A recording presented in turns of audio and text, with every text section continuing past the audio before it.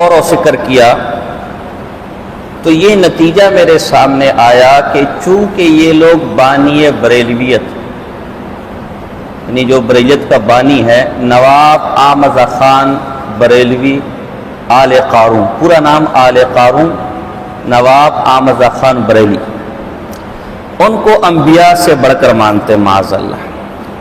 اور ظاہر سی بات ہے ایک آدمی جب کسی کو نبی مانتا ہے یا نبی سے بڑھ کر مانتے تو اس کی بات سے وہ مکر سکتا ہے، اس کے لیے تو سب کچھ وہی ہے۔ تو اس لیے آج کا ہمارا عنوان یہ منتخب ہوا آل قارون نواب آمزہ خان بریلی بمقابلہ انبیاء۔ یہ لوگ اپنے اس امام کو انبیاء سے بھی بڑھ کر مانتے ہیں۔ آل قارون میں نے اس لیے کہا کہ بریلیوں نے اپنے امام مولانا مرزا خان صاحب کے جو والد ہے مولانا نقی علی خان، یہ میرے پاس کتاب ہے، ان کی سوانح لکھی ہے، کارنامے لکھے ہیں مولانا نقی علی خان حیات اور علمی و ادبی کارنامے۔ یہ ان کے والد نقی علی خان آمزہ خان بریلی کے والد کا نام ہے۔ اور اس کے صفحہ نمبر 68 اس میں آدم علیہ السلام تک آمزہ خان کا شجرہ دیا ہوا ہے۔ ابھی تو اب یہ انداز آپ دیکھیں کہ اب تک جو شجرہ آدم علیہ السلام کا تھا سیرت کی کتابوں میں وہ حضور صلی اللہ علیہ وسلم کا ہے، وہ بھی عدنان سے اوپر معتبر نہیں ہے لیکن بہرحال ہے۔ یہ بھی ایک طرح کی ان کی خصوصیت ہے کہ آدم علیہ السلام تک ان کا شجرہ کتابوں میں لکھا گیا ہے۔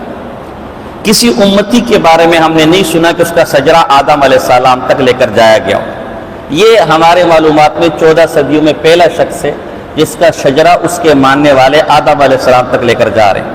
تو یہ انداز خود اس بات کی طرف اشارہ کر رہا ہے کہ یہ اسے کیا سمجھتے ہیں۔ اچھا، یہ آدم تک جو ہے ان کا شجرہ لکھا ہوا ہے، اور اس میں جناب جی 27ویں نمبر پر جو آمزہ خان کا دادا ہے اس کا نام قارون ہے۔ کیا ہے؟ قارون۔ کیا نام ہے؟ کیا نام ہے مولوی صاحب آپ کا؟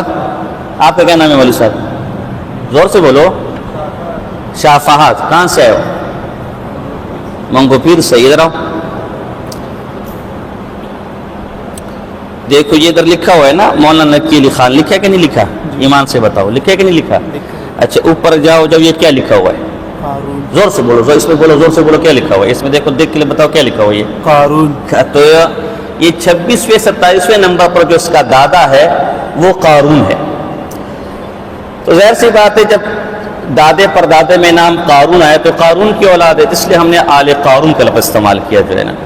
اگرچہ یہ لوگ اس کی جگہ آل رحمان استعمال کرتے ہیں تو ہم نے رحمان کی جگہ آل قارون استعمال کر دیا، اور زہر باپ دادا کے خون کا اثر ہوتا ہے۔ تو قارون نے بھی اپنے وقت میں حضرت موسیٰ علیہ السلام پر تہمت لگائی، انہیں بدنام کیا، اور ان کے موجودہ پوتے پوتروں نے بھی اکابر علماء دیوبند پر طرح طرح کی تہمتیں لگائی، ان کو بدنام کیا۔ پھر ہم نے کے لیے بانی بریلیت یعنی فرقہ بریلیت کی یہ بانی ہے، موجد ہے، اسے ایجاد کرنے والے، یہ لفظ استعمال کیا۔ تو یہ میرے پاس ان کے معنی میاں ہیں جنہوں نے اپنے آلت کی سوانح لکھی ہے، اور اس کا صفحہ نمبر 8 ہے۔ 8 صفحہ نمبر 8 پہ لکھا ہوا ہے کہ اعلیٰ حضرت مسلسل 50 برس تک محنت کرتے رہے، اور 50 برس کی محنت کے بعد انہوں نے 2 فرقے دیوبندی اور بریلی، اپنا فرقہ بریلی بنایا اور اس کے مقابلے میں دیوبندی بنا۔ تو ظاہر ہے جو آدمی 50 سال محنت کر کے ایک فرقہ بنائے تو وہ اس فرقے کا بانی کہلائے گا، تو تبھی ہم نے اس کے لیے بانی کا لفظ استعمال کیا۔ باقی رہا نواب، مولانا ہم اس لیے استعمال نہیں کر رہے کہ یہ باقاعدہ کسی مدرسے کا فاضل تھا، باقاعدہ کسی مدرسے سے پڑھا تھا، باقاعدہ کسی مستند عالم کے سامنے اس نے پڑھا تھا نہیں، اپنے والد صاحب سے 2-3 کتابیں پڑھی ہیں، وہ بھی پوری نہیں، تو تبھی ہم مولانا کا لفظ استعمال نہیں کر رہے، اس کی جگہ ہم نے نواب کا لفظ استعمال کر لیا۔ ان کے غلام مار علی ہیں، ان کے بڑے مناظر، ان کی کتاب ہے دیوبندی مذہب، اس میں لکھا ہوا ہے کہ اعلیٰ حضرت، یہ لوگ عالت کہتے ہیں، یہ جدی پشتی نواب تھے۔ تو جدی پشتی جب نواب ہے تو پھر ان کو نواب کہنا چاہیے، اس پہ ناراض نہیں ہونا چاہیے۔ باقی ان کے ساتھ فاضل بریلی بھی لگتا ہے، تو ان کے بیٹے کی سوانح ہے جہان مفتی اعظم، اس کے صفحہ نمبر 99 پر ہے کہ دیوبندی بڑے شوق سے مولانا مرزا خان بریلوی کو فاضل بریلوی کہتے ہیں. تو فاضل ایک فضل سے ہوتا ہے اور ایک فاضل فضول سے ہوتا ہے. جو دیوبندی جب فاضل بریلوی کہتے تو مطلب ان کا فضول ہوتا ہے, اور ایک چیز اور بھی ڈال دے کہ ایک فضلہ بھی ہوتا ہے. تو ہم فضلے سے بھی فاضل کہہ سکتے ہیں اور فضول سے بھی فاضل کہہ سکتے ہیں. جس قسم کی اس کی زبان تھی اس میں یہ فاضل اور فضول دونوں کا جو ہے علی وجہ الاتم فرد کامل, اور دونوں الفاظ اس پر دلالت مطابقی کے طور پر دلالت کرتے ہیں جو ہے نا. تو اس لیے ہم نے یہ لمبا عنوان اس کے نام کے ساتھ لگایا. آپ کو یہ شبہ دل میں پیدا نہ ہو کہ شاید استاد صاحب نے ادب کو ملحوظ خاطر نہیں رکھا, ان کے ساتھ تو مولانا آمزہ خان صاحب علیہ مالے اور لمبے چوڑے القابات لگانے چاہیے تھے. تو جتنے بھی ہم نے لگائے وہ بھی سارے بحوالے ہیں کہتے ہیں. تو عنوان ہمارا آل قارون نواب آمزہ خان فاضل بریلوی بمقابلہ انبیاء. اور یہ عنوان ہم نے اس لیے منتخب کیا کہ ہمارے فریق مخالف اپنے اس امام کو انبیاء سے بڑھ کر سمجھتے ہیں. چنانچہ اس کا اقرار خود ان حضرات کی کتابوں میں بھی موجود ہے. مثلا جمعیت علماء پاکستان حیدرآباد مولانا ابوالخیر زبیر حیدرآبادی ان کے بڑے سیاسی اور رہنما عالم ہیں, اور مولانا سعید احمد اسد صاحب نے متکلم اسلام حضرت مولانا الیاس گھومن صاحب دامت برکاتہم عالیہ سے مناظرہ کرنے کے لیے بطور جماعت نمائندگی انہی سے لکھوایا تھا. تو یہ بڑی شخصیت ہے. ان کی کتاب مغفرت ذم اور اس کا حوالہ یہ معرف رضا ہے میرے پاس, سالنامہ 2009 بریلیوں کا. یہ اس کے صفحہ نمبر 160 پر بھی ان کی وہ عبارت نقل کی ہوئی ہے کہ ہمارے بریلوی اعلیٰ حضرت کو انبیاء بلکہ حضور صلی اللہ علیہ وسلم سے بڑھ کر مانتے تھے.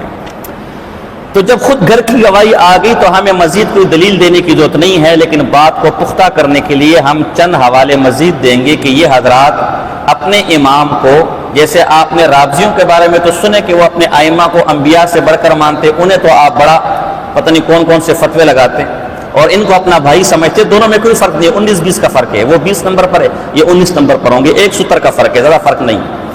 تو یہ بھی اپنے امام کو انبیاء سے کم نہیں سمجھتے ہیں. مثلا آپ دیکھیں, یہ میرے پاس مولانا آمزہ خان صاحب کی سوانح ہے, المیزان ہندوستان سے چھپا ہے, اور یہ مولانا آمزہ خان صاحب کا خصوصی ایڈیشن, ان کے کمالات اس میں ذکر کیے گئے. صفحہ نمبر 200 یہ میرے پاس 248 ہے. اس میں کیا لکھا ہوا ہے؟ سارے علماء عرب و عجم کو اعتراف ہے کہ ادھر شیخ محقق دہلوی رحمۃ اللہ علیہ, بحر العلوم فرنگی محلی, یا پھر اعلیٰ حضرت یعنی آمزہ خان کی زبان و قلم کا یہ حال دیکھا کہ مولا تعالیٰ نے اپنی حفاظت میں لے لیا اور زبان و قلم نقطہ برابر خطا کرے اس کو ناممکن فرما دیا. یعنی سارے عجب, یہ بھی جھوٹے کہ سارے عجب عرب, ہم نے تو کسی عجمی کو نہیں دیکھا, ہم نے تو کسی عربی کو نہیں دیکھا جس نے یہ کہا کہ آمزہ خان بریلی کا قلم نقطہ برابر خطا کر لے بھی ناممکن ہے. تو ناممکن اس کا مطلب ہے کہ ان کا قلم نقطہ برابر بھی خطا نہیں کر سکتا, یہ ممتنع ہے, یہ محال ہے. اور یہ صفت انبیاء کی کہ وہ گناہوں سے کیا ہے, پاک ہے. آگے حوالہ بھی جائے گا, بلکہ یہ انبیاء کو تو گنہگار مانتے ہیں, آگے حوالہ جائے گا, لیکن آمزہ خان بریلی کو گناہوں سے خطا سے گناہ بھی نہیں, خطا, حالانکہ انبیاء پر خطا جائز ہے, اور یہ لوگ خطا کو بھی آمزہ خان کے حق میں محال سمجھتے ہیں. اسی طرح یہی بات یہ جو احکام شریعت ہے مدینہ پبلشنگ کراچی کے ہمارے پاس چھپی ہوئی ہے, اس کے صفحہ نمبر 11 پر بھی یہی بات لکھی ہوئی ہے کہ اعلیٰ حضرت کی زبان و قلم کا یہ حال ہے کہ نقطہ برابر بھی خطا ممکن نہیں, یعنی خطا اس سے محال ہے, گناہ تو بہت آگے کی بات ہے. اب مزے کی بات یہ دیکھیں کہ انہی کے جو ایک مفتی احمد یار گجراتی تھے, ان کی حکیم الامت ہے مفتی احمد یار گجراتی, ان کے بیٹے اور جانشین مفتی اقتدار خان نعیمی. یہ اس کی کتاب تنقیدات علی مطبوعات, اہم کتاب ہے. اس کے صفحہ نمبر 145 اور 144 پر یہی سوال کس نے لکھ کر بھیجا کہ جی ہمارے بڑے بزرگوں نے لکھا ہے, اور بڑے بزرگوں نے لکھا ہے کہ آمزہ خان بریلی نقطہ برابر بھی خطا نہیں کر سکتا, ناممکن ہے خطا کرنا. آپ کی اس بارے میں کیا رائے؟ تو یہ مفتی اقتدار خان نعیمی کہتے کہ میں نے بڑا سوچا کہ اس کی کیا تعویل کی جائے، لیکن کوئی تعویل میری سمجھ میں اور میں اس نتیجے پر پہنچا ہوں کہ یہ لفظ غالباً عقیدت کے جذبات میں فرما گئے، ہو سکتا ہے کہ بعد میں احساس ہو گیا ہو۔ بہرحال یہ پورا فقرہ شرعاً جائز نہیں، کیونکہ ناممکن الخطا رب تعالیٰ نے صرف انبیاء کرام علیہ السلام کو بنایا ہے۔ انبیاء کرام علیہ السلام سے کسی دینی دنیاوی معاملات قول اور فعل میں ولادت سے وفات تک کوئی گناہ لغزش کا سرزد ہونا ناممکن و محال ہے۔ وہ خود اقرار کر رہے کہ میں نے بہت غور و فکر کیا کہ کیا تعویل ہو سکتی ہے، کوئی تعویل میرے ذہن میں نہیں آ رہی، لگتا ہے ایسے ہی ہے کہ عقیدت میں ڈوب کر خواہ مخواہ میں لکھ دیا گیا ہے، کیونکہ لغزش سے محفوظ ہونا، خطا کا نہ ہونا یہ صرف انبیاء کے حق میں ہے، انبیاء سے خطا نہیں ہو سکتا۔ اور یہ بات کسی معمولی آدمی نے نہیں لکھی ان کے بارے احمد خان کے بارے میں، ان کے محدث اعظم کھچوچوی، ان کا محدث اعظم ہے، اس نے یہ بات لکھی ہے کہ احمد خان بریلی نقطہ برابر بھی خطا نہیں کر سکتا، تو خود ان کے مولوی نے اقرار کیا کہ یہ صفت انبیاء کی ہے۔ تو دیکھیں در پردہ نبوت والے لوازمات اور نبوت والی صفات اپنے امام کے لیے ثابت کر رہے کہ نہیں کر رہے، اور آپ کہتے ہیں کہ فلاں اپنے اماموں کو انبیاء مانتے لہذا وہ اسلام سے خارج۔ اب آپ مزے کی بات دیکھیں، مولانا احمد خان بریلی کے لیے تو کیا لکھا اپنے امام کے لیے کہ نقطہ برابر بھی ان کا قلم، نقطے کے برابر بھی ان کا قلم خطا نہیں کر سکتا، ناممکن ہے، محال ہے۔ اور دوسری طرف انبیاء کے بارے میں کیا لکھا، یہ میرے پاس ان کے حکیم الامت مفتی احمد یار گجراتی کی جا الحق ہے، ان کے مذہب کی اہم کتاب ہے، اور اس کا صفحہ نمبر 434 ہے۔ صفحہ نمبر 434 پہ لکھا ہے انبیاء کرام ارادتاً گناہ کبیرہ کرنے سے ہمیشہ معصوم ہیں، کہ جان بوجھ کر نہ تو نبوت سے پہلے گناہ کبیرہ کر سکتے ہیں اور نہ اس کے بعد، ہاں نسیاناً خطاً صادر ہو سکتے ہیں۔ مولانا احمد خان صاحب سے تو نقطہ برابر بھی خطا صادر نہیں ہو سکتا، ناممکن ہے، لیکن انبیاء کے بارے میں ان کا عقیدہ ہے کہ ہاں خطا نہیں ہے لیکن گناہ کبیرہ ان سے صادر ہو سکتے ہیں۔ تو یہ اپنے امام کو کیا انبیاء سے بڑھانا نہیں ہے کہ انبیاء سے تو گناہ کبیرہ بھی صادر ہو سکتے ہیں اور اپنے امام سے نقطہ برابر بھی خطا صادر نہیں ہو سکتا۔ اسی طرح صفحہ نمبر 448 پر بھی انہوں نے اس پر تفصیل لکھی ہے کہ انبیاء سے گناہ سرزد ہو سکتے ہیں۔ تو اب آپ خود فیصلہ فرمائیں، ایک طرف اپنے امام کے لیے کہہ رہے ہیں کہ نقطہ برابر بھی خطا نہیں ہو سکتا، ناممکن ہے، اور دوسری طرف انبیاء کے لیے کہہ رہے کہ ان سے گناہ بھی اور گناہ کبیرہ بھی صادر ہو سکتے ہیں، تو کیا یہ اپنے امام کو انبیاء سے بڑھانا نہیں ہے؟ اور کیا ایسا عقیدہ کسی مسلمان کو ہو سکتا ہے کہ جو اپنے امام کو انبیاء سے بڑھائے، جو اپنے امام کو ناممکن الخطا تسلیم کرے؟ اب ان سے بحث کرنا سر دیوار سے سر ٹکرانا ہے کہ نہیں؟ کیوں کہ ظاہر ہے جب یہ اپنے امام کے بارے میں یہ عقیدہ لے کر بیٹھے ہوئے ہیں کہ وہ نقطہ برابر بھی خطا نہیں کر سکتا، تو اس نے علماء دیوبند کے بارے میں جو لکھ دیا یہ اس سے رجوع کر سکتے ہیں، اس نے جو عقیدہ ان کو دے دیا یہ اس کو چھوڑ سکتے، تو ان کے ساتھ بحث کرنا خواہ مخواہ میں جو ہے نا وقت کا ضیاع کرنا ہے، تبھی یہ اختلافات ختم نہیں ہو رہے۔ ہمارے بعض لوگوں کو یہ خوش فہمی ہے اختلافات ختم ہونے چاہیے، آپس میں ملنے چاہیے، اور بھائی اگلے لوگ اپنے امام کو نبوت کے مقام پر بٹھائے بیٹھے، اگلے لوگ اپنے امام کے بارے میں نقطہ برابر خطا کے روادار نہیں ہے، تو اختلافات کیسے ختم ہوں گے؟ اختلافات ختم ہونے کے لیے تو امام کی بات کو غلط ماننا پڑے گا، امام کے عقیدے کو غلط ماننا پڑے گا، اور ان کا عقیدے کے غلط تو بہت دور کی بات ہے، وہ نقطہ برابر بھی خطا نہیں کر سکتا۔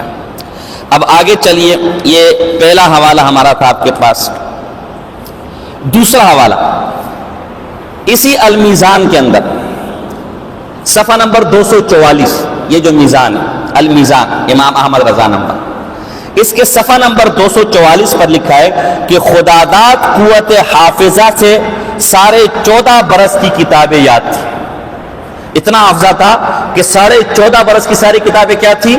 یاد تھی، حالانکہ اس پر ہمارے علماء باقاعدہ کتابیں لکھ چکے، آلت کا حافظہ، قرآن کی آیتیں تک اس کو یاد نہیں ہوتی تھی، کتابوں کے نام تک یاد نہیں ہوتے تھے، لیکن ظاہر ہے وہ پیر نہیں اڑتا مرید اڑاتے آگے تھے، جو تو آپ نے جو بھی لکھنا ہے لکھ لو میرے بھائی، جو 14.5 برس کی 1450 سال کی جتنی کتابیں ہیں، قرآن کی تفاسیر ہیں، احادیث ہیں، فقہ ہے، نحو ہے، اصول فقہ ہے، تصوف ہے، بلاغت ہے، وہ سب کی سب اس کو یاد تھی، اور حال یہ تھا کہ کس نے روح المانی کا نام بھیجا، حیات اعلیٰ جو اس کی سوانح ہے، اس میں کہتے ہیں روح المانی کون ہے، یہ روح المانی کیا ہے، اور یہ آلوسی کون ہے۔ روح المانی جیسی تفسیر کا بھی پتہ نہیں ہے، آلوسی جیسے مفسر کا بھی پتہ نہیں ہے، لیکن یاد اس کو 1450 سال کی کتابیں ہیں۔ اب احمد رضا خان بریلی کو 1450 سال کی کتابیں یاد ہے، لیکن دوسری طرف یہ اس کے ملفوظات ہیں آلت کے۔ اس ملفوظات کے صفحہ نمبر 255 میں لکھتا ہے حضور علیہ السلام کے بارے میں کہ یہ ممکن ہے کہ بعض آیات کا نسیان ہوا ہو۔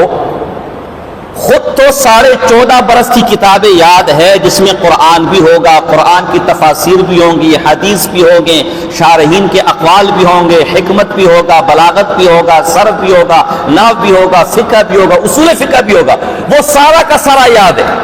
اور ایسا یاد ہے کہ نقطہ برابر بھی خطا، اور وہ پاک پیغمبر صلی اللہ علیہ وسلم جس پر قرآن نازل ہوا ان کے بارے میں عقیدہ یہ ہے کہ بعض آیتیں وہ بھول گئے تھے، ان کو یاد نہیں تھی۔ تو اب آپ خود انصاف سے بتائیں کہ یہ اپنے امام کو امام الانبیاء سے بڑھانا نہیں کہ اپنے امام کو تو 1450 سال کی کتابیں یاد ہو اور ایسی یاد ہو کہ نقطہ برابر خطا نہ کر سکے، اور جو امام الانبیاء ہو اسے کتابیں تو ایک طرف، اقوال تو ایک طرف، وہ جو قرآن ان پر نازل ہوا وہ بھی یاد نہیں۔ حضور علیہ السلام کو نسیان ہوا یا نہیں ہوا وہ الگ مسئلہ ہے، ہم اس تفصیل میں نہیں جاتے، ہم تو اس وقت مقارنہ پیش کر رہے ہیں کہ ایک طرف اپنے امام کے لیے خطا بھی ممکن نہیں، اپنے امام کو 14.5 صدیوں کی کتابیں یاد ہے، اور جو امام الانبیاء ہے اس کے بارے میں نظریہ یہ آپ لوگوں کے سامنے پیش کرے کہ ان کو قرآن تک یاد نہیں تھا، تو یہ اپنے امام کو امام الانبیاء سے بڑھانا ہوا کہ نہیں ہوا؟ آگے چلیے، یہ ان کے وصایا شریف ہے، اپنے مرنے سے 2 گھنٹے 17 منٹ پہلے لکھوائے تھے۔ اچھا، آدمی جب مرتا ہے نا، اور وہ بھی خاص کر 2 گھنٹے پہلے جب اس کو پتا ہو، اور یہ تو اپنے امام کو عالم الغیب بھی مانتے تو ان کو پتا تھا کہ ہمارے امام نے کب مرنا ہے، تو تبھی مرنے سے 2 گھنٹے پہلے اپنی وصیت لکھوائی۔ تو آدمی خدا کو یاد کرتا ہے، اللہ کو یاد کرتا ہے، لوگوں کے حقوق جو اس کے اوپر ہیں اسے یاد کرتا ہے، لیکن حضرت جی کے 2 گھنٹے پہلے بھی حالت دیکھے کیا تھی۔ لکھتا ہے اگر ممکن ہو تو فاتح میں ہفتے میں 2-3 بار، ایک ہفتے میں 2-3 بار ان اشیاء میں سے کچھ بھیج دیا کریں: دودھ، خانہ ساز، برف، خانہ گھر کا بنا ہوا برف، دودھ اگرچہ بھینس کا ہی کیوں نہ ہو، اول تو گائے کے دودھ کی گوشت کی جائے لیکن بھینس کا دودھ، مرغ کی بریانی، مرغ کا پلاؤ، بکرے کے شامی کباب، پراٹھے، بالائی، ملائی جس کو آپ نہیں بولتے ملائی ناشتہ، فیرنی، ارد کی پھریری، یہ دال ایک قسم کی دال ہے، دال ماں ادرک، دال اور ادرک کے اندر بنائی ہو، تڑکا اس کو ادرک کا لگاؤ جو ہے نا، واللوازم یعنی سلاد وغیرہ بھی ہونے چاہیے، گوشت بھری کچوریاں، یہاں دال بھری کچوریاں بہت سے لوگوں کو مشکل ملتی ہے، اسے گوشت بھری کچوریاں، سیب کا پانی جس کو آپ جوس کہتے ہیں، انار کا پانی، پھر سوڈے کی بوتل، سوڈا نہیں تو ہاضمے کے لیے، ظاہر ایک آدمی دال کھا رہا ہے، بھینس کا دودھ پی رہا ہے، پھر گوشت والی کچوریاں کھا رہا ہے، ساری بدہضمی والی چیزیں تو ہضم بھی تو کرنا ہے نا، اور قبر تنگ سی وہاں بدہضمی ہوگی تو بدبو سے ویسے ہی جینا حرام ہو جائے گا، تو اس لیے ساتھ میں سوڈے کی بوتل۔ اچھا، ہمارے بریلی بھائی کیا کہتے ہیں، اس کا مطلب تھا کہ ایصال ثواب کر لیا کرے، کھلا دیا کرے غریبوں کو، مجھے کیا کر دیا کرے، حالانکہ ان اشیاء، اسم اشارہ ہے، ان اشیاء اور اشیاء موجودات کو کہتے ہیں، تو ان اسم اشاریہ محسوسی چیز، موجودی چیز کی طرف اشارہ ہے۔ اور احمد رضا خان نے خود ملفوظات میں لکھا ہے کہ ایک آدمی کو رات میں خواب میں ایک عورت آئی، اس کی ماں تھی غالباً، کہ جی میرا کفن پرانا ہو گیا تو مجھے کفن بھیجو، تو صبح وہ اٹھا، پریشان ہوا کیا کروں، میری ماں یا جو بھی تھی اس کو وہ رات خواب میں کہ میرا کفن پرانا ہو گیا تو مجھے کفن بھیجو، تو صبح جب پوچھا معلومات کی تو لوگوں نے کہا کہ جو مر رہا ہو نا، جو مر گیا ہو اس کے کفن کے ساتھ ایک کفن ڈال دینا، تو اس نے ایسے ہی کیا کہ جو مرا تھا اس کے کفن کے ساتھ ایک اور کفن اپنی والدہ کے نام پر ڈال دیا، تو رات کو والدہ خواب میں آئی کہ تم نے جو کفن مجھے بھیجا تھا وہ مجھے مل گیا۔ تو اس کا عقیدہ یہ تھا کہ دنیا سے جو چیز بھیجی جائے وہ مل جاتی ہے، تبھی منگا رہا ہے۔ کہ اشارے ثواب نہیں کرنا، بلکہ میری قبر میں کیا کرنا ہے؟ اب وہ تمہاری مرضی، قبر کھول کے ڈالتے ہو یا بیچ میں سوراخ لگا کر ڈالتے ہو یا جو بھی ہے، یا ہندوؤں کی طرح سامنے رکھ لیتے ہو، جب جاؤ گے تو میں خود ہی کھا لوں گا، جو ہے نا، جو بھی عقیدہ ہو، جو ہے نا۔ دودھ کا برف، اگر یہ روزانہ ایک چیز ہو، اگر روزانہ ہو سکے تو بھیج دیا کہ روزانہ نہیں تو جیسے مناسب لگے ہفتے میں 2-3 دفعہ بھیج دیا کرے۔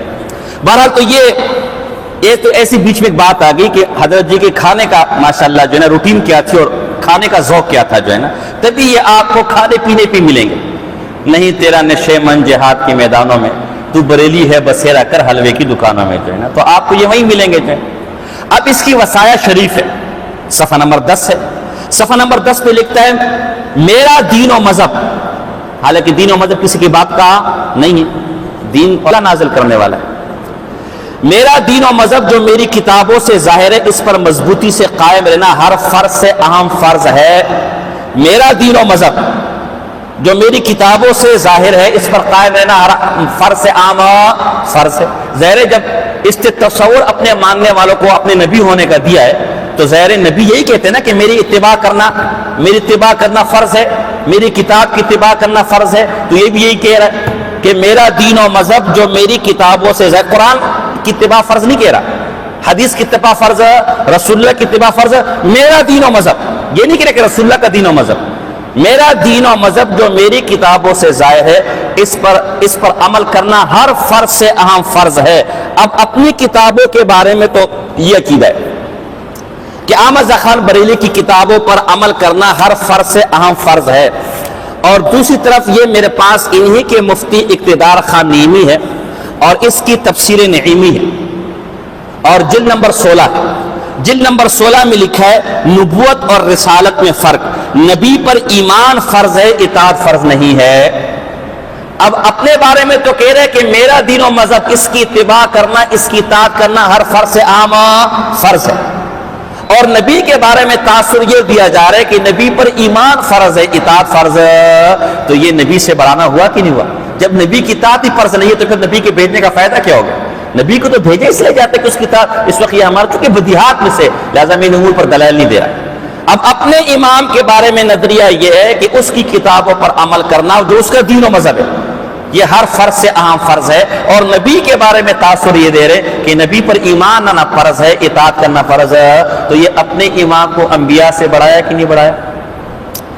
آگے چلیے، ان کی سوانح ہے وہ میں یہاں لایا نہیں، پروفیسر مسعود نے لکھی ہے، حیات احمد رضا پروفیسر مسعود کی، اس کا صفحہ نمبر 53 ہے، اور اس طرح یہ الامن والعلا احمد رضا خان بریلی کی کتاب ہے، اس کا بھی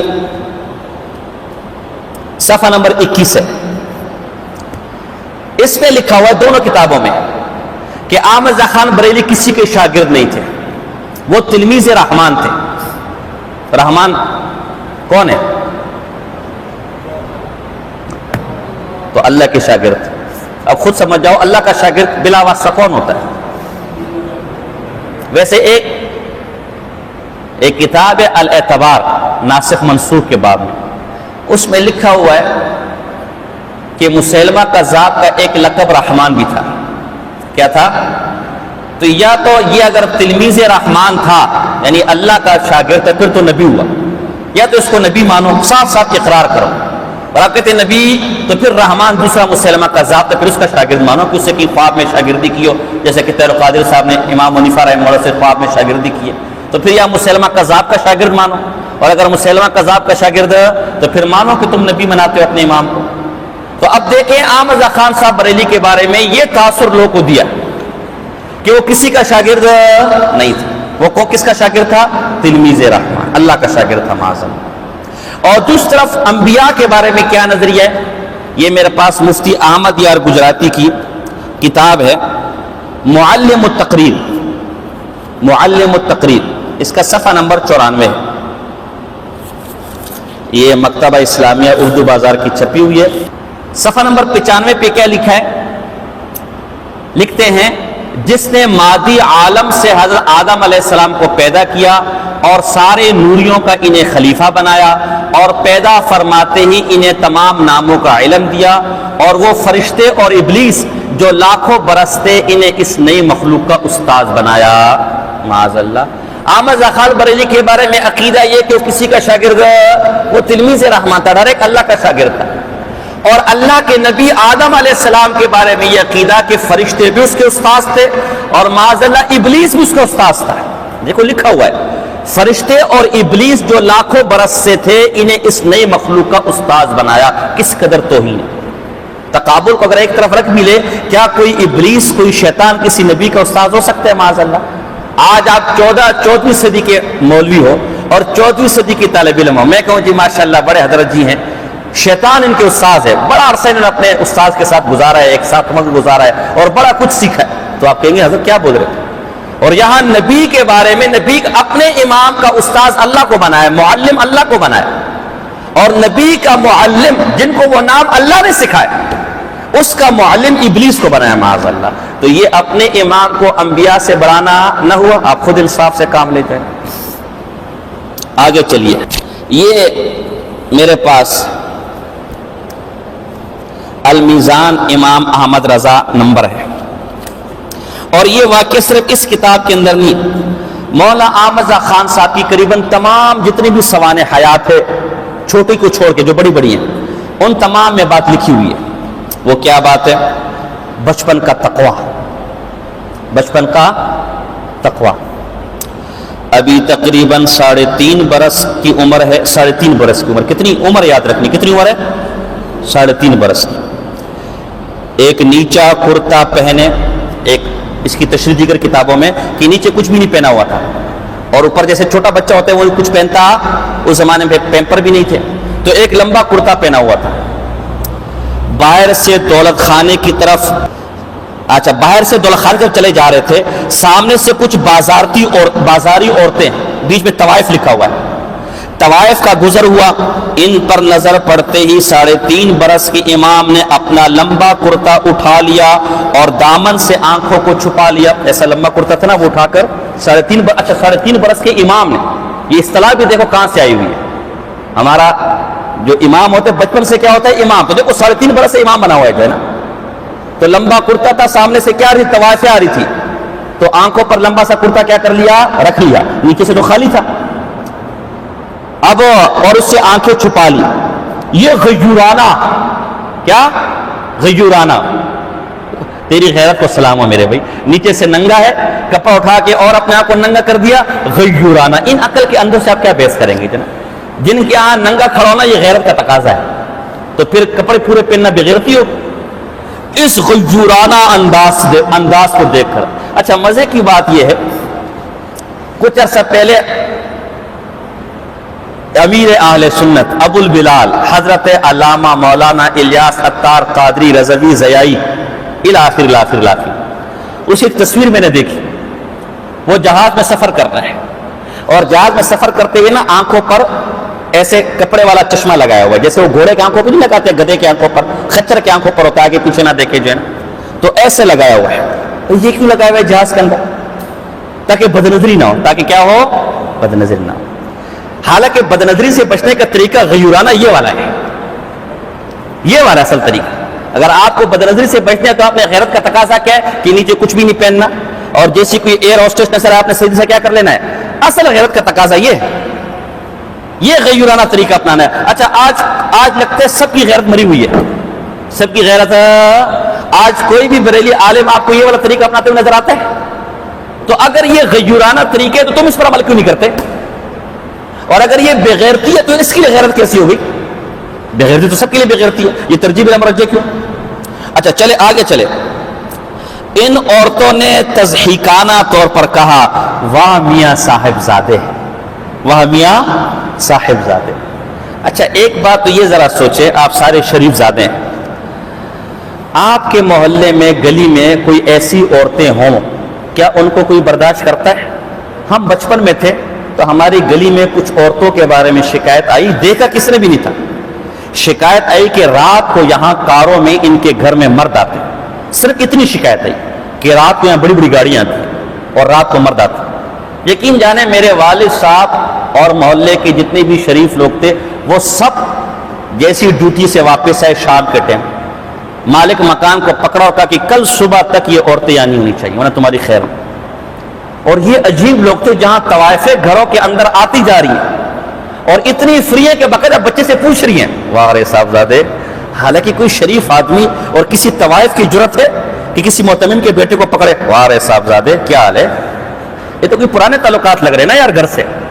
اور یہ ہے بھی جو ہے نا, اس وقت میں تفصیل میں نہیں جاتا, یہ جب کبھی اس کی ذاتی زندگی پڑھیں گے تو یہ حقیقت یہ ہے کہ مولانا مزہ خان بریلی صاحب کی بچپن کا تقویٰ یہاں سے شروع ہوتا ہے اور 55 کا تفقع بھی یہیں پر ختم ہوتا ہے. بچپن کا تقویٰ اور 55 کا تفقع بھی اسی المیزان میں لکھا ہوا ہے, صفحہ نمبر 214, کہ آلت بہت بڑے فقیہ تھے, بہت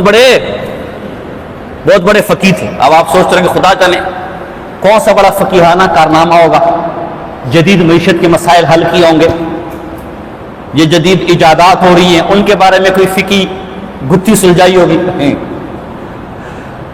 بہت بڑے فقیہ تھے اور ان کی فقاہت کا اندازہ اس سے لگائے کہ انہوں نے مرد کا جو آلہ تناسل ہے اس کے 9 حصے ثابت کیے.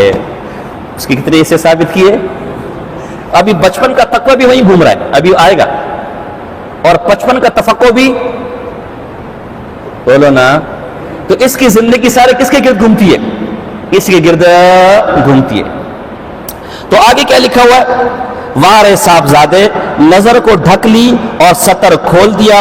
اس پر عالم برجستہ فرمایا, پہلے نظر بیکتی ہے تب دل بیکتا ہے, اور جب دل بیکتا ہے تو سطر بیکتا ہے. اب تو ان سب عورتوں پر سکتہ طاری ہو گیا اور پھر کچھ بولنے کی جرت نہ ہو سکی. 3.5 برس کی عمر میں فکر و شعور اور عفت و پرہیزگاری کی اس قدر بلندی کم تعجب خیز نہیں. آپ نے اس جواب کے اندر شریعت و طریقت کے ایسے نپہاں نقطے منکشف فرما دیے جن کا ادراک آج بوڑھے ہونے کے بعد بھی مشکل سے ہوتا ہے. تو ایک تو پہلے یہ بات بتاؤ, اعلیٰ حضرت نے جب کرتا اٹھایا نیچے کچھ پہنا ہوا نہیں تھا, تو اس میں عفت والی کیا بات ہے؟ تو بھی ہے ہی بغیرتی ہے. عفت تو یہ ہوتا کہ سطر کو چھپاتا. پھر آگے سے بول کیا رہا ہے کہ پہلے نظر بیکتا ہے, پھر دل بیک کر پھر سطر بیکتا ہے. تبھی میں نے کیا کر لیا, آنکھوں پہ کپڑا رکھ لیا کہ میری آنکھ نہیں بیکے. آنکھ نہیں بیکے گی تو دل بھی, اور دل بھی نہیں بیکے گا تو سطر بھی. تو نام مرادہ تو نے تو آنکھیں چھپا لی, سطر کھول لیا. جو سامنے والوں کی آنکھیں بیکی ہوں گی دیکھ کر, اور آنکھوں سے جو دل بیکا ہوگا اور دل کے بعد سطر بھی بیکا ہوگا, ان کا ذمہ دار کون ہے؟ پھر آگے عجیب بات کہ اس جواب میں ایسے نپہاں نقطے, تو بتاؤ کون سا نقطہ اس میں منکشف ہوا ہے؟ اس میں تو ایک ہی چیز منکشف ہوئی ہے کہ کرتا اٹھایا نیچے کچھ بھی نہیں تھا, یا تو وہی نقطے کے برابر تھے, وہی نقطے تھے. عقل کو ہاتھ لگانا, ایک انسانیت تیار کرے. تم مجھے بتاؤ کون سے ایسے غیرت عفت کے نقطے تھے جو کھلے, جو بوڑھے ہونے کے بعد بھی سمجھ, اللہ کرے سمجھ بھی نہ آئے میرے بھائی. یہ کون سے نقطے کے آپ کرتا اٹھا کے نیچے سطر کسی کو دیکھا اور کہے کہ یہ عفت ہے, یہ نقطے بڑے جو ہے نا.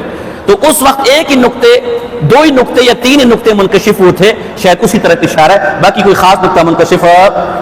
بہرحال آپ غور کریں کہ عام میں نظریہ یہ ہے کہ 3.5 برس کی عمر میں امام ہو چکا تھا, اور عفت کا, تقوی کا, حیا کا, آنکھوں کی پردے کا یہ عالم تھا کہ 3 سال کی عمر میں بھی جب غیر محرم کو دیکھتا تھا تو آنکھوں پر کیا کر لیتا تھا؟ کپڑا رکھ لیتا تھا. اگرچہ باقی آنکھیں کھل جائے لیکن یہ والی آنکھیں چھپنی چاہیے, آنکھوں پر کپڑا رکھ لیتا تھا. یہ اپنے امام کے بارے میں نظریہ ہے کہ 3 سال کی عمر میں تقوی کا یہ عالم تھا, 3.5 سال کی عمر میں, کہ جیسی کوئی غیر محرم خاص کر طوائف نظر آتی تو آنکھوں پر کیا رکھ لیتے؟ کپڑا رکھ لیتے. لیکن امام الانبیاء حضرت محمد مصطفیٰ صلی اللہ علیہ وسلم کے بارے میں کیا عقیدہ ہے؟ یہ میں اپنے ساتھ کتاب لے کر آیا نہیں, اسرار البیان ہے, صفحہ نمبر 23. وہاں لکھا ہے کہ جہاں کوئی 2 مرد بدفعلی کرتے ہیں, لونڈے بازی کرتے ہیں, حضور علیہ السلام وہاں پر بھی حاضر ناظر ہوتے ہیں. الیاذ باللہ, استغفر اللہ. یہ میرے پاس کتاب ہے, مقیاس حنفیت. مقیاس حنفیت کے صفحہ نمبر 282 پر لکھا ہوا ہے. 282 پر یہ ان کا غزالی زماں اور رازی دورہ ہے. صفحہ نمبر 282 پر لکھا ہوا ہے کہ میاں بیوی کے جفت کے وقت, یعنی میاں بیوی جب آپس میں ملاپ کرتے ہیں تو حضور صلی اللہ علیہ وسلم اس وقت بھی حاضر بھی ہوتے ہیں اور ناظر بھی ہوتے ہیں. معاذ اللہ, وہ اما عائشہ طیبہ طاہرہ صدیقہ عفیفہ رضی اللہ تعالی عنہ فرماتی کہ ساری زندگی میری پاک پیغمبر کے ساتھ گزر گئی، لیکن انہوں نے کبھی نہ میرا سطر دیکھا اور نہ میں نے ان کا سطر دیکھا۔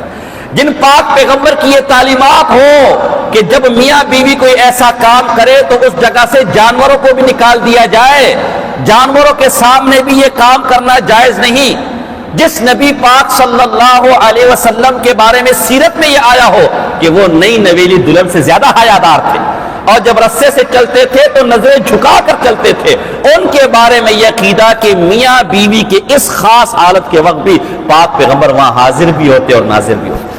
اس پاک پیغمبر کے بارے میں کہ پاک پیغمبر بدفعلی کے موقع پر بھی حاضر ناظر ہوتے۔ اور یہ میرے پاس ایک اور کتاب ہے، اسی کے شاگرد کی ہے، صوفی اللہ دتا تنویر الخواطر، یہ اسی عمر اچھڑی کی کتاب ہے اور عمر اچھڑی کی شاگرد کی کتاب ہے۔ اس کے اندر بھی لکھا ہوا ہے کہ سینما ہال کے اندر بھی حضور علیہ السلام حاضر ناظر ہوتے ہیں معاذ اللہ، اور فلمیں دیکھتے ہیں معاذ اللہ۔ کوئی مومن اس کو برداشت کر سکتا ہے؟ اپنے امام کے بارے میں تو یہ عقیدہ کہ 3 سال کی عمر میں بھی آنکھوں کے پردے کا یہ عالم تھا کہ جہاں کوئی غیر محرم نظر آتی آنکھوں پر کپڑا رکھ لیتے، اور پاک پیغمبر صلی اللہ علیہ وسلم جو اصل حیادار تھے، جو اصل حیا والوں کے سردار تھے، ان کے بارے میں عقیدہ کہ وہ سینما ہال میں بھی ہوتے ہیں، وہ فلمیں بھی دیکھتے ہیں، وہ میاں بیوی کے میلاد کے وقت بھی ہوتے ہیں، وہ جہاں 2 لڑکے بدفعلی، اس کی نسبت کرتے بھی ہمیں حیا آ رہی ہے، اس کا ذکر کرتے بھی ہمیں حیا آ رہی ہے، لیکن مجبوراً ہم یہ ذکر کر رہے اس وقت بھی معاذ اللہ الیاذ باللہ حاضر ناظر ہوتے۔ آپ کے بیٹے کے بارے میں آپ کو پتہ چل جائے کہ آپ کا بیٹے بعد سینما ہال سے آیا ہے، آپ اس کو جوتے لگائیں گے نہیں لگائیں گے؟ آپ کو اپنے بیٹے کے بارے میں پتہ چل جائے کہ اس نے کوئی غیر شرعی اس طرح کی بے حیائی والی چیز دیکھی ہے یا کہیں بے حیائی والا کام ہو رہا ہو، وہ وہاں موجود تھا، آپ اسے جوتے لگائیں گے؟ اور پاک پیغمبر کے بارے میں یہ کیدا کہ وہ ایسے موقعوں پر بھی جہاں جانور کو بھی کھڑا کرو گے تو اسے بھی حیا آ جائے گی، وہ بھی شاید چہرہ پھیر لے، جہاں چھوٹے بچے کو بھی بٹھاؤ گے تو اسے بھی حیا آئے گی، وہ بھی چہرہ پھیر لے گا۔ امام الانبیاء جو حیاداروں کے سردار ہیں، جن کی حیا، جن کی تعلیم ہے، تعلیم ہو، ان کے بارے میں یہ نظریہ کہ وہ ایسی گندی چیز جگہوں پر حاضر بھی ہوتے ہیں اور ناظر بھی ہوتے ہیں۔ اور اپنے امام کے بارے میں یہ تقوی کا پہاڑ کہ 3 سال کی عمر میں بھی غیر محرم کو نہیں دیکھتے، کیا یہ اپنے امام کو امام الانبیاء سے بڑھانا نہیں ہے؟ ایک تو گستاخی مستقل، پھر اگلی گستاخی کہ اپنے امام کو امام الانبیاء سے بڑھا دیا۔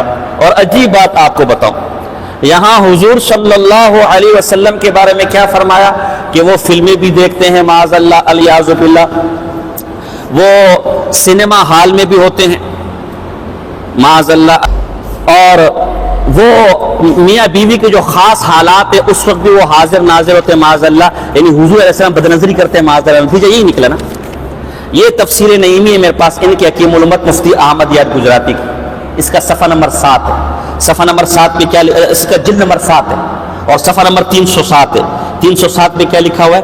ایک متقی آدمی ناجائز چیز کو دیکھتا یا سنتا نہیں، ایک متقی آدمی ناجائز چیز کو نہ دیکھے گا نہ سنے گا۔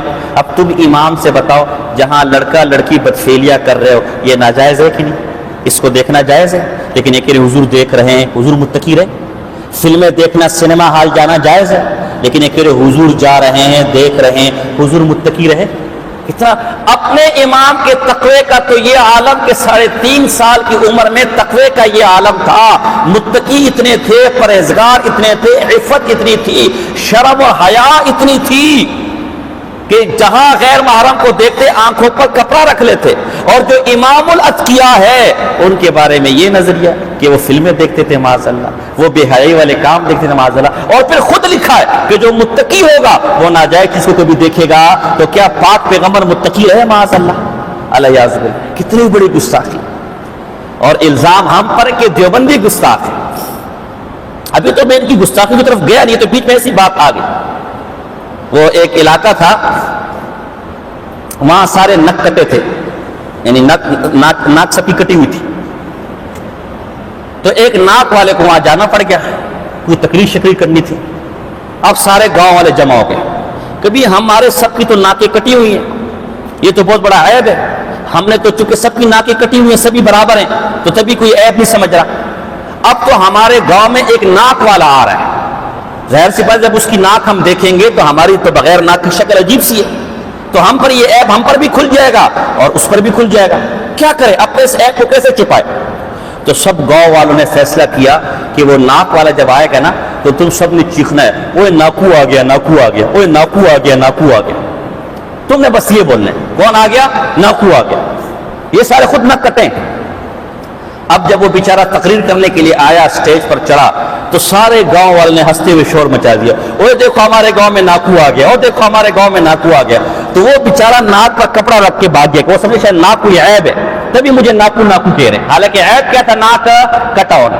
اصل گستاخ یہ ہیں، اصل بے ایمان یہ ہیں، لیکن اپنی گستاخی اور بے ایمانیوں پر پردہ رکھنے کے لیے جو اصل سچے سچے عاشق رسول علماء دیوبند تھے انہیں گستاخ کہنا شروع کر دیا، انہیں وہابی کہنا شروع کر دیا، اپنی گستاخیوں پر پردہ ڈالنے کے لیے۔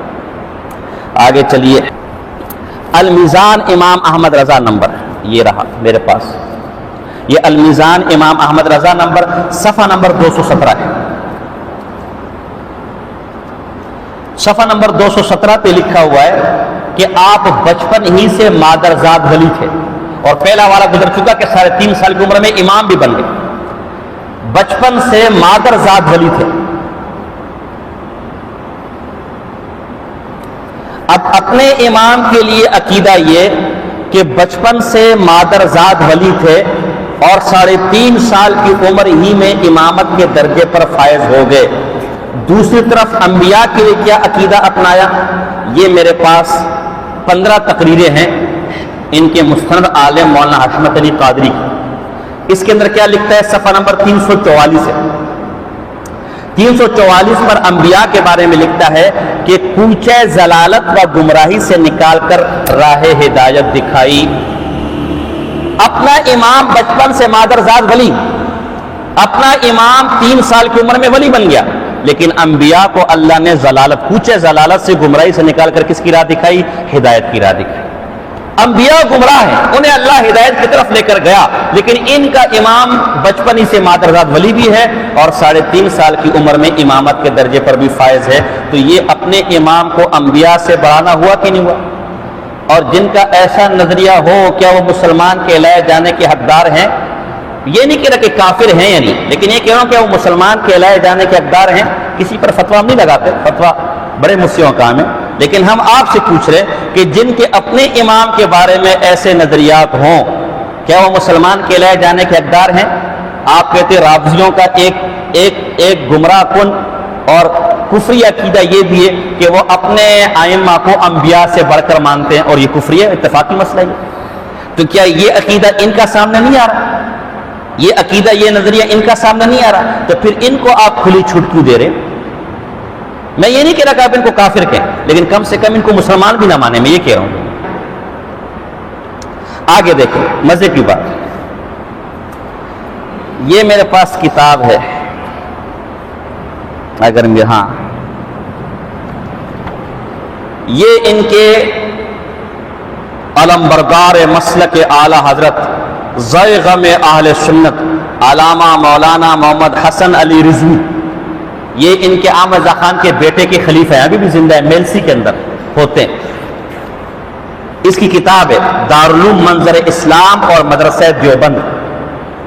اب وہاں اپنے امام احمد رضا خان کو جو بریلی شہر ہے اور اس کا جو مدرسہ ہے اس کے بارے میں کیا لکھتا ہے؟ کہتے ہیں میں وہاں گیا، دیار علم و فضل، علم و فضل کا علاقہ ہے، دیار علم و فضل، شہر عشق و محبت بریلی شریف میں حاضری ہوئی ہے۔ بریلی شریف عشق و محبت بھی ہے، دیار علم و فضل بھی ہے، اور وہاں حاضری پر انہیں بہت بڑا فخر بھی ہے، وہاں بطور فخر حاضری کے لیے بھی جاتے ہیں۔ اب اپنے امام کا جو شہر ہے بریلی وہ دیار علم و فضل ہے، اور اپنے امام کا جو شہر ہے وہ شہر عشق و محبت ہے، وہاں جا کے دلوں کو سکون ملتا ہے، اور پاک پیغمبر صلی اللہ اور وہاں کے رہنے والے امامت کے درجے پر فائز ہیں۔ احمد رضا خان کے منظر اسلام میں رہنے والے سارے امام اہل سنت ہیں، ائمہ اہل سنت ہیں۔ احمد رضا خان بریلی کا شہر شہر عشق و محبت ہے، دیار علم و فضل ہے، اور وہاں سارے صاحبان علم و فضل ہیں۔ وہاں اس کا سارا خاندان ائمہ اہل سنت والجماعت ہیں، اور پاک پیغمبر صلی اللہ علیہ وسلم کا شہر مکہ اور مدینہ، اس کے رہنے والے، وہاں نمازیں پڑھانے والے، یہ امام حرم اور ہم ہے فیض احمد اویسی کی، اس نے لکھے سارے کے سارے کافر ہیں، ان کے پیچھے نماز نہیں ہوتی۔ صفحہ نمبر 34، سوال خود سوال کرتا ہے، یہ پوری کتاب لکھی ہے کہ ان کے پیچھے نماز نہیں ہوتی، پھر آخر میں سوال کرتا ہے، حرمین طیبین میں لاکھوں نماز کا ثواب ملتا ہے، جماعت سے نہ پڑھی گئی تو آپ ہمیں کہتے کہ سارے کافر ہیں، وہاں جماعت سے نماز نہ پڑھو۔ پانی دینا ذرا۔ تو وہاں تو ایک نماز کا ثواب کروڑوں کے برابر ہے، اگر جماعت سے ہم نماز نہیں پڑھیں گے تو کروڑوں کے ثواب سے معروم ہو جائیں گے۔ تو جواب کیا دیتا ہے؟ جواب، خود امام کی نماز ہی نہ ہو تو تمہاری نماز کہاں جائے گی؟ لاکھوں کے لالچ میں ایک نماز بھی گئی جس کا قیامت میں معاوضہ ہوگا۔ کہتے لاکھوں تو تب ملے گی نا جب نماز ہوگی، ان کے پیچھے نماز ہی نہیں ہوتی تو لاکھوں کہاں سے ملے؟ اب احمد خان بریلی کا شہر دیار علم و فضل، وہاں کے رہنے والے ائمہ اہل سنت اور پاک پیغمبر صلی اللہ علیہ وسلم کے شہر وہ سارے کافر، ان کے پیچھے نماز بھی نہیں ہوتی۔ اور اب آپ کو عجیب مزے کی بات بتاؤں، ایک عرصے میں کچھ عرصہ پہلے احمد سعید کاظمی کا بیٹا حامد کاظمی وزیر مذہبی امور بنا تھا، اگر آپ کو یاد ہو، اور اس نے حج میں شدید ترین کرپشن کی تھی، ہم نے اس پر بڑے مضامین بھی لکھے تو بڑا کام کیا تھا، پھر اس کو وزارت مذہبی امور سے معزول کر دیا گیا تھا اور وہ گرفتار بھی ہوا تھا۔ اس موقع پر لوگوں نے سوال کیا کہ یہ خود مولوی ہے اور حج ایک اہم فریضہ ہے، تو مولوی ہو کر حج کے اہم معاملے میں کرپشن کیسے کر سکتا ہے؟ تو آج میں اس کا جواب دے رہا ہوں۔ احمد خان کے بیٹے نے فتویٰ جاری کیا، مصطفیٰ رضا خان نے تنویر الحجہ، اور وہ فتویٰ کیا ہے؟ وہ فتویٰ یہ ہے کہ جب تک سعودی نجدی حکومت ہے حج ملتوی ہے، حج کسی پر بھی فرض نہیں ہے، اور جو حج کو جا رہا ہے وہ سعودی نجدی حکومت کو تعاون دے رہا ہے، ان کی حکومت کو مزید مضبوط کر رہا ہے، یہ گناہ کا کام کر رہا ہے۔ سعودی حکومت کا سارا دار و مدار حج کے پیسوں پر ہے، لہذا حج کرنے کوئی بھی نہ جائے، حج کا بائیکاٹ کرو، حج ملتوی ہو گیا، حج ساقط ہو گیا۔ جب تم حج پہ نہیں جاؤ گے تو انہیں کروڑوں کی آمدن نہیں ہوگی، حکومت خود گر جائے گی۔ آپ سمجھ آیا کہ حامد کاظمی نے اتنی کرپشن کیوں کی تھی؟ تاکہ سعودی، کیونکہ ان کا مذہب یہی ہے کہ حج موجود، حج تو ساقط ہے، اور اگر ہم حج کروائیں گے تو اس کو فائدہ ہوگا، لہذا اس کے فائدے کی بجائے اپنا فائدہ کر دیا جائے، اپنا کھاتا بنا دیا۔ اب آپ بتائیں، حج اسلام کے ارکان میں سے کوئی رکن ہے کہ نہیں؟ کیا اس حج کو کوئی ساقط کر سکتے؟ تو اللہ کا فرض ہے، نبی کے علاوہ کوئی اور ساقط، تو یہ تو فتویٰ دے رہے، فتویٰ دیا ہے باقاعدہ پورا، یہ فتویٰ ہمارے پاس موجود ہے، اس میں صاف لکھا ہوا ہے کہ جب تک، اچھا مزے کی بات یہ، آج کل بریلی کیا کہتے ہیں کہ جی یہ مخصوص حالات میں فتویٰ دیا تھا، اس زمانے میں سفر محفوظ نہیں تھا، راستے میں چور ڈکیت تھے تو اس لیے فتویٰ دیا، حالانکہ صفحہ نمبر 21 پر اس نے وضاحت کی ہے کہ نہیں، یہ فتویٰ مخصوص حالات میں نہیں دے رہا میں، یہ فتویٰ اس لیے میں دے رہا ہوں کہ اب سعودی حکومت میں سعودی نجدی آل سعود حکمران ہو گئی ہے، یہ سارے کافر ہیں، گستاخ ہیں، یہ کافر اور جب گستاخ ہے صفحہ نمبر 21 پر، تو تم جب حج کرو گے تو انہیں کروڑوں کا فائدہ ہوگا، ان کی معیشت تمہارے حج کے پیسوں پر چل رہی ہے، لہذا ان کو نقصان پہنچانے کا سب سے بہتر طریقہ یہ ہے کہ تم حج پر مت جاؤ جب تک یہ حکومت ہے۔ تو مجھے ایمان سے بتاؤ، آل سعود کی حکومت آج بھی ہے کہ نہیں آتی؟ تو آپ کا فتویٰ تو آج تک ہے، صفحہ 21 پہ لکھا ہوا ہے، یہ امر ظاہر و باہر ہو گیا کہ جب تک نجدی لعین علیہ ما علیہ کا فتنہ حجاز مقدس میں ہے اس وقت تک حج یا ادائے حج فرض نہیں ہے۔ تو یہ نجدی آج بھی سعودی عرب میں ہے کہ نہیں؟ یہ کہہ رہے جب تک یہ لوگ موجود ہیں حج کا فریضہ ساقط ہے، حج جائز نہیں ہے، ان کے مذہب میں حج ہی نہیں ہے، اور انہوں نے المدینہ ٹریول ایجنسی بنائی ہوئی ہے، المکہ ٹریول ایجنسی بنائی ہوئی ہے، اپنے امام کے فتوے سے حرام کاریاں کر رہے ہو، اپنے امام کے فتوے سے ناجائز کام کر رہے ہو. اب ان کا جو امام ہے اس کا شہر تو علم و فضل کا شہر ہے, اس کا شہر تو محبت و عشق کا شہر ہے, اس کے رہنے والے اصحاب علم و فضل ہے, اس کے رہنے والے ائمہ اہل سنت ہے. وہاں شوق سے جائے, فخر سے کہے کہ مجھے بریلی شریف جانا نصیب ہوا, بریلی شریف کی زیارت نصیب ہوئی, اور جو پاک پیغمبر کا شہر ہے مکہ اور مدینہ, وہاں کا حج کرنا بھی ساکت ہے, وہاں حج کرنا بھی حرام ہے, وہاں کے رہنے والے لعین ہیں, وہاں کے ائمہ مرتد ہیں. تو یہ پاک پیغمبر صلی اللہ علیہ وسلم کے مقابلے میں اپنے نبی کو سامنے لے کر آنا نہیں ہے. مرزا غلام احمد قادیانی نے جب یہ کہہ دیا کہ بھئی حج پر جانے کی ضرورت نہیں ہے بلکہ قادیان آ جائے کرو یہی تمہارا حج ہو جائے گا, تم نے آسمان سر پر اٹھا لیا, اٹھانا بھی چاہیے. او قادیانیوں نے اتنی بڑی گستاخی کر دی, دیکھو قادیانیوں نے حج ساکت کر دیا, قادیانیوں نے حج ختم کر دیا, یہ کفر ہو گیا, اپنے قادیان کو بیت اللہ بنا دیا. تو جو انہوں نے حج ساکت کیا اور حج ساکت کرنے کی کر کے اپنے بریلی شریف کی طرف آنے کی دعوت دی, کیا یہ قادیانی والا جرم نہیں ہے؟ کیا قادیانی اور اس میں برابر کے شریک نہیں؟ اور یہ جو المدینہ کے نام سے اور المکہ کے نام سے اور الحرمین کے نام سے ٹریول ایجنسیاں یہ مدنی اور اطاری بھائیوں نے بنائی ہوئی ہیں کہ ہم لوگ کو حج پر بھیجیں گے, لوگ کو دھوکہ مت دو. یا تو کہو کہ تمہارے امام کا فتویٰ غلط ہے, جھوٹا تھا, جھوٹا فتویٰ, غلط فتویٰ دیا, اور اگر فتویٰ صحیح دیا ہے تو آپ کے امام کا فتویٰ ہے کہ جب تک نجدی حکومت ہے حج ساکت ہے, حج ملتوی ہے. تو جب حج ساکت ہے تو تم لوگ کو حج پہ کیسے بھیج رہے ہو, تم لوگ کو عمرے پر کیسے بھیج رہے ہو؟ اور خود کہا کہ یہ لوگ گستاخ ہیں, حج پر بھیجنے والے ان گستاخوں کے ساتھ تعاون کر رہے ہیں, تو تم لوگوں کو حج پر بھیج کر گستاخوں کا تعاون کر رہے ہو, اپنے امام کے فتوے سے سارے حرام کار ہو. یا تو کہو کہ جھوٹ بول رہے ہیں, ہم بھی اسی کے ساتھ ہیں کہ جھوٹ بکیس ہیں, بکواس کیے, غلط فتویٰ دیے, یا تو ہماری بات مان لو. جب نہیں مانتے تو پھر لوگوں کو دھوکا کہ امام کا فتویٰ کچھ اور ہے. اب دیکھو یہ آپ تو کہتے ہیں ہمارے بھائی ہیں, نہ ان کا حج آپ کے حج کی طرح ہے, نہ ان کا امام آپ کے امام کی طرح ہے, نہ ابھی تو میں اس طرف نہیں گیا کہ تم کہتے ہو کہ فلاں کا کلمہ ہمارے کلمے کی طرح نہیں ہے. ان کے بھی کلمے لا الہ الا اللہ, انگریز رسول اللہ جو ہے معاذ انقلاب حقیقت ان کی کتاب ہے, وہاں انہوں نے اپنے مریدوں سے کلمہ پڑھوایا ہے, لا الہ الا اللہ انگریز رسول اللہ معاذ, یہ کلمے پڑھوایا. تو اب آپ دیکھیں التنویر الحجہ نایاب کتاب ہے, لمن یجوز التواء الحجہ, عام رضا خان کا بیٹا مصطفیٰ رضا خان, اس کا یہ فتویٰ ہے. اوپر دیکھو لکھا ہوا بھی ہے, جواز التواء حج پر دارالافتاء آستانہ عالیہ قدسیہ رضویہ کا مدلل مبسوط متفقہ فتویٰ. اس پر اس زمانے کے سارے بریلیوں کی تقاریز ہے, تصدیقات ہے, یہ اتفاقی دستاویز ہے. معاذ اللہ حج ملتوی ہے. آگے چلیے, آگے حوالہ دیکھیے. مولانا احمد رضا خان صاحب کی سوانح ہے حیات اعلیٰ حضرت, 3 جلدوں میں. اس کی جلد نمبر 1 ہے, صفحہ نمبر 90. اس پہ لکھا کہ اعلیٰ حضرت گائے کا گوشت تناول نہیں فرماتے تھے.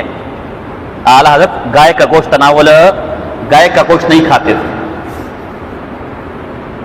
گائے کا گوشت نہیں کھاتے. اب خود گائے اپنے امام کے لیے یہ مزاج کہ گائے کا گوشت ان کی طبیعت کے موافق نہیں تھا, یہ جو بھی تھا میں اس تفصیل میں نہیں جاتا. اور امام الانبیاء کے بارے میں کیا عقیدہ ہے؟ مفتی احمد یار گجراتی کا حاشیہ ہے نور العرفان, موٹی تو تبھی میں اپنے ساتھ لایا نہیں, نور العرفان صفحہ نمبر 799. اپنے امام کی پرہیزگاری کا یہ عالم ہے کہ گائے کا گوشت بھی نہیں کھاتے تھے. اور امام الانبیاء صلی اللہ علیہ وسلم کے بارے میں نور العرفان ان کی حکیم الامت نے صفحہ نمبر 799 پہ لکھا ہے کہ حضور بتوں کے نام کا ذبیحہ کھا لیتے تھے. معاذ اللہ علیہ استغفر اللہ, بتوں کے نام کا مردار, خنزیر سے بدتر. آج لوگ کہتے قادیانی نے بڑی گستاخی کی ہے, قادیانی نے بڑا کفر کیا. کیا کیا؟ اس نے لکھا ہے کہ حضور خنزیر کا بنا ہوا پنیر, خنزیر کے دودھ کا بنا ہوا پنیر کھا لیا کرتے تھے. معاذ اللہ علیہ وسلم خنزیر کے دودھ کا بنا ہوا پنیر کھا لیا کرتے تھے. تو یہ بھی تو لکھ رہا ہے کہ حضور بتوں کے نام کا ذبیحہ کھا لیا کرتے تھے. جیسے خنزیر حرام ہے, اگر اس کے دودھ کا بنا ہوا پنیر کی نسبت حضور کی طرف کی جائے وہ گستاخی بن جاتی ہے، تو جو بے ایمان بتوں کے نام کا ذبیحہ جو خنزیر سے بھی بدتر ہے وہ پاک پیغمبر صلی اللہ علیہ وسلم کو کھلا رہا ہو، وہ گستاخی نہیں بنے گی، وہ گستاخی نہیں ہوگی۔ اپنے امام کے تقوی کا یہ عالم کہ 3 سال کی عمر میں آنکھیں بند کر لے، اپنے امام کے تقوی کا یہ عالم کہ گائے کا گوشت بھی نہ کھاوے، اور امام الانبیاء کو بتوں کے نام پر ذبیحہ مردار جانور کھلائے جا رہے ہیں، یہ کتنی بڑی گستاخی۔ یہ مقارنہ تقابل دیکھیں، یہ اپنے امام کو امام، گستاخی اپنی جگہ، لیکن اپنے امام کو امام الانبیاء سے بڑھانا ہوا کہ نہیں ہوا؟ اور ایسے لوگ کے ساتھ آپ اٹھنا بیٹھنا کرتے، آپ کا ایمان گوارا کرتا ہے؟ ایسے لوگ کو آپ اپنے بھائی کہتے ہیں، آپ کا ایمان گوارا کرتا ہے؟ آگے چلیے۔ اچھا چیزیں تو بہت ہے، اب کیا وقت کم ہے، تو چلے 10:30 تک سبق ختم کروانا ہے، تو چلے 5 منٹ چکے رہ گئے، تو چیزیں تو میں نے بہت پیش کرنی تھی لیکن وقت چونکہ مکمل ہو گیا، لہذا ہم اسی پر اکتفا کرتے ہیں کہ ہمارا عنوان یہ تھا کہ یہ لوگ اپنے امام کو ائمہ انبیاء اور امام الانبیاء سے بھی بڑھ کر مانتے ہیں۔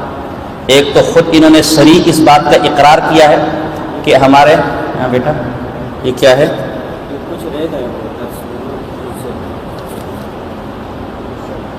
سمجھا نہیں بیٹا؟ ہاں یہ آپ پڑھیں۔ تو ایک تو خود ان کے مولویوں نے اقرار کیا کہ ہمارے بریلی آبا مرزا خان کو انبیاء سے بڑھ کر مانتے ہیں، اور پھر خود ہم نے کچھ چیزیں، کچھ بنا میرے پاس حوالے کافی کتابیں میں کافی لے کر بچ گئی ہیں کہ یہ لوگ مولانا مرزا خان صاحب کو ائمہ سے بڑھ کر مانتے ہیں، تبھی یہ اختلاف ان کے ساتھ کبھی ختم نہ ہوگا، اور یہ کوئی اتنے دودھ سے دھلے ہوئے نہیں ہیں۔